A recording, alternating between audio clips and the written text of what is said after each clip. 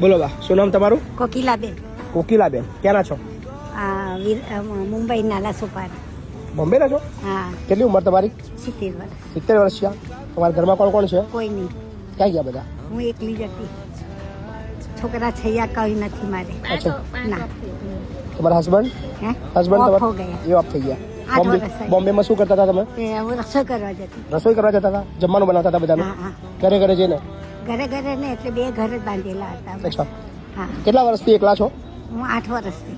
8 વર્ષથી એકલા છો? હજુ બી કામ કરો છો? તો હમણાંથી છોડી દીધું છે. પહેલાં હું છે ને તે વિરાર રસોઈ કરીને પછી વિરાર સ્ટેશન આગળ રસોઈ કરીને 2 જણની પછી હું બોરીવલી રસોઈ કરતી. અચ્છા. બોરીવલી જમી કરીને બપોરે નીકળીને બાજુમાં જ ઘર હતું ને ત્યાં હું થેપલા વણવા જતી હતી. વાહ, બહુ કામ કરી દીધા તમે તો. બહુ કામ કરી. મને ભરત અહીંયા કશું નહીં કરવાનું, અહીંયા ખાલી રહેવાનું, આરામ કરવાનું, ભગવાનનું નામ લેવાનું, કોઈ ચિંતા બસ એ નહીં જ છે. હા ને, કોઈ ટેન્શન ગીતાજી નહીં. વાંચવાની. બસ ભગવદ ગીતા બધાને આપી છે, રામાયણ પુસ્તકો આપીશું. હું બધું લઈને આવી છું. આરામથી ભજનની વાંચો. ચોપડીઓ હા ને, ને બધું વાંચો, કોઈ ગીતા ને ચિંતા ના કરો. બધું. બરાબર ને? હા.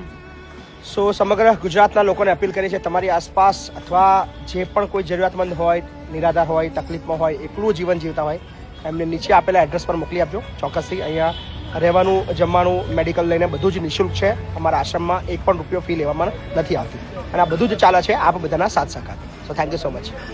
ચલો બા, આરામ મારે કરો. ખાલી છે ને બીપી જ છે, બીજું કાંઈ કોઈ નથી. ચિંતા ના કરો, દવા બાવા બધું કરાવીશું, ટેન્શન ના લે. હે ને?